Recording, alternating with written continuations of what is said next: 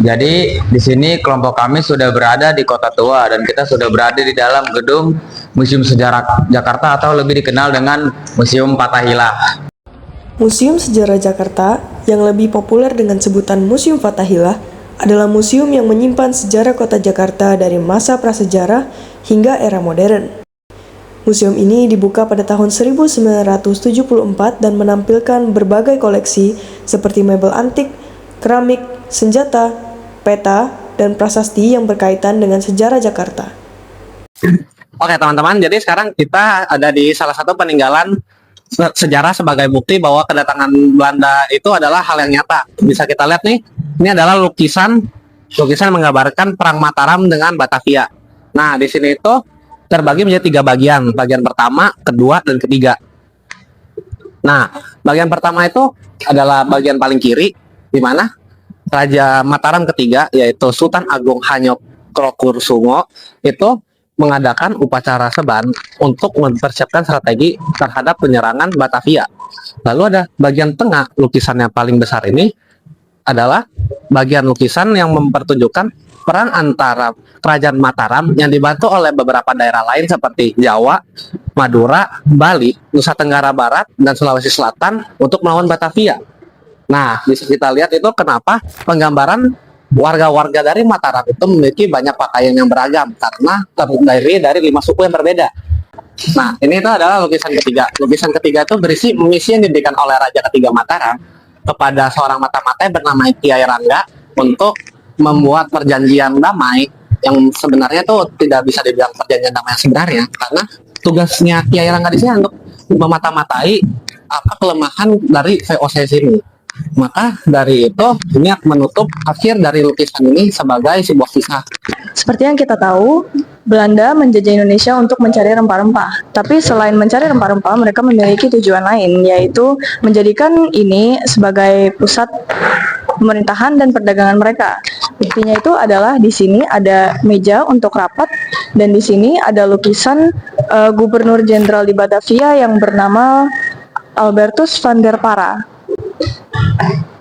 Mengapa lokasi Museum Kota Tua menjadi lokasi penting bagi orang-orang Eropa di Indonesia? Karena Kota Tua merupakan lokasi yang strategis untuk perdagangan rempah-rempah di sekitar Nusantara. Oke, selanjutnya adalah perkembangan bagaimana kota Batavia bisa menjadi kota Jakarta.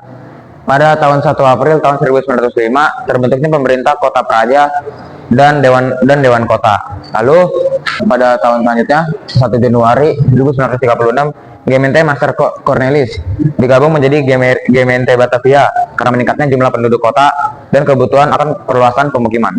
Lalu pada tahun selanjutnya pada tahun 1916 pengangkatan wali kota Batavia pertama Burgermeister yaitu Mr.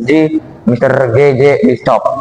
Dan selanjutnya pada 8 Agustus 1942 Batavia diubah menjadi kota Jakarta Tobubutsu oleh pemerintah militer Jepang. Dan pada September 1945 Nica menyebut Jakarta dengan nama Batavia. Pemerintah kota Jakarta diberi nama Pemerintah Nasional Kota Jakarta. Lalu pada selanjutnya ada 24 Maret 1950 nama Batavia atau Jakarta diganti menjadi Kota Prajakarta. Pada 18 Januari 1958 nama Kota Praja Jakarta diganti menjadi Kota Praja Jakarta Raya. Lalu pada 1961 pembentukan pemerintah daerah khusus ibu kota Jakarta Raya berdasarkan PP nomor 2 tahun 1961 50 Undang-Undang nomor 2 PNPS 1961. Lalu selanjutnya pada 31 Agustus 1964 ditetapkan sebagai ibu kota negara RI dengan nama Jakarta berdasarkan Undang-Undang nomor 10 tahun 1964.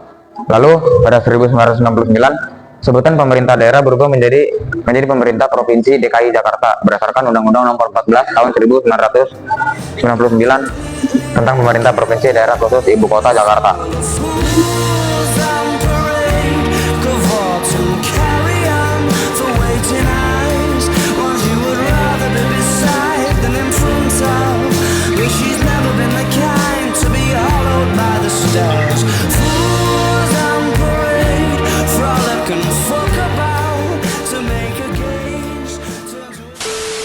paling kanan adalah gambar atau lukisan yang menjelaskan bahwa ini adalah